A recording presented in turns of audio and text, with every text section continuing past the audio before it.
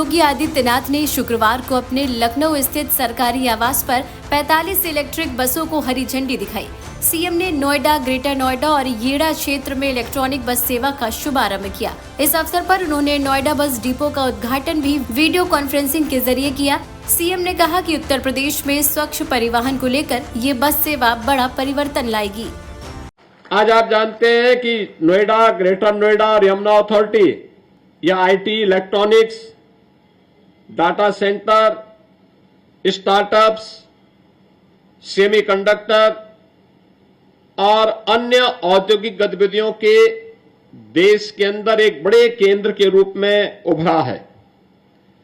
स्वाभाविक रूप से दुनिया की बड़ी बड़ी कंपनियों को वहां लाने के लिए वहां पर पर्यावरण अनुकूल परिवहन आज समय की मांग है और पर्यावरण अनुकूल समय वहां पे परिवहन की आवश्यकता को ध्यान में रख करके वहां पे मेट्रो का संचालन हमने कुछ क्षेत्रों में प्रारंभ किया है, लेकिन नोएडा इंटरनेशनल एयरपोर्ट के साथ जब तक मेट्रो का संचालन होता है तब तक या उसके बाद भी लास्ट माइल कनेक्टिविटी की दृष्टि से इलेक्ट्रिक बस का संचालन एक महत्वपूर्ण मील का पत्थर साबित होने जा रहा है और 110 बसेज का इलेक्ट्रिक बसेज का संचालन 15 जून तक ये इन तीनों अथॉरिटी के द्वारा प्रारंभ होगा और धीरे धीरे इसकी मांग के अनुरूप इसमें बढ़ोतरी करके 500 इलेक्ट्रिक बसेस का संचालन अकेले इन तीनों अथॉरिटी के माध्यम से गौतम बुद्ध नगर जनपद के अंदर करने के एक बड़े लक्ष्य को लेकर के हम आगे बढ़े हैं। लखनऊ में आयोजित कार्यक्रम में परिवहन मंत्री दयाशंकर सिंह, कैबिनेट मंत्री सुरेश कुमार खन्ना और मंत्री नंदगोपाल गुप्ता नंदी भी शामिल हुए। सीएम योगी ने कहा कि पूर्व की सरकारों में परिवहन और इंफ्रास्ट्रक्चर जैसी आधारभूत चीजों को लेकर कोई काम हुआ ही नहीं। नए भारत के नए उत्तर प्रदेश में आज आपको परिवर्तन देखने को मिल रहा होगा। 2017 के पहले का उत्तर प्रदेश और 2017 के बाद का उत्तर प्रदेश। 2017 के पहले टूटी हुई सड़कें, नदारद बिजली, अराजकतापूर्ण वातावरण, सुरक्षा का कोई पुरसा हाल नहीं, प्रदेश के अंदर चारों ओर अव्यवस्था और अराजकता के इस वातावरण में प्रदेश के नागरिकों के सामने पहचान का एक संकट खड़ा हुआ था। तब निवेश की बात उत्तर प्रदेश के लिए अपने आप में एक दिवा स्वप्न था।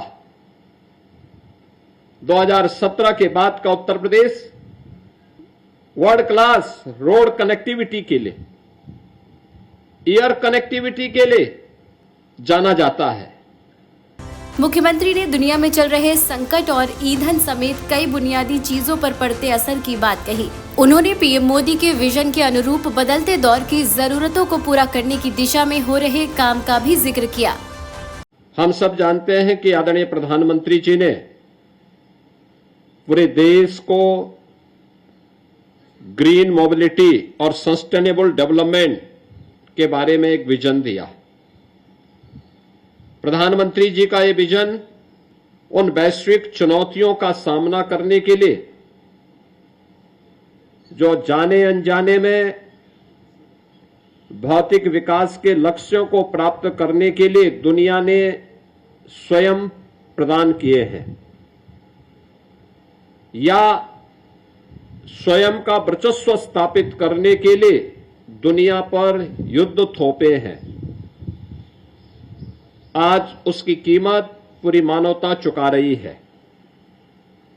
ग्लोबल वार्मिंग, जलवायु परिवर्तन, इन सब के साथ साथ पश्चिम एशिया में चल रहे गतिरोध, ये सभी चुनौतियां हैं हम सब के सामने, जिनके कारण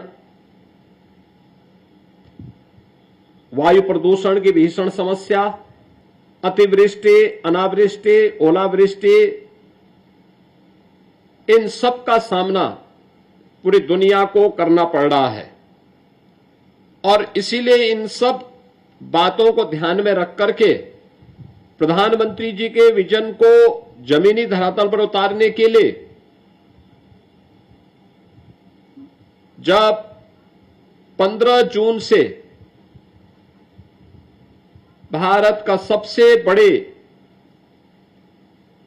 एयरपोर्ट के संचालन का कार्य प्रारंभ होने जा रहा है, तो नोएडा इंटरनेशनल एयरपोर्ट के सुचारू वायु सेवा की दृष्टि से आने वाले जाने वाले श्रद्धालुजनों, नागरिकों और यात्रियों की सुविधा को ध्यान में रखते हुए और देश के सबसे बड़े आईटी एंड इलेक्ट्रॉनिक्स के हब में नेट जीरो के लक्ष्य को प्राप्त किया जा सके, इस दिशा में यह प्रयास तीनों अथॉरिटी ने मिलकर के उत्तर प्रदेश परिवहन निगम के माध्यम से प्रारंभ किया है। नोएडा ग्रेटर नोएडा में नागरिक सुविधाओं में लगातार यूपी सरकार इजाफा कर रही है। यहाँ जेवर एयरपोर्ट से सीधी कनेक्टिविटी होने से न केवल यूपी की अर्थव्यवस्था मजबूत होगी, बल्कि युवाओं के लिए रोजगार के अवसर भी बढ़ेंगे। ब्यूरो रिपोर्ट, द हो हल्ला।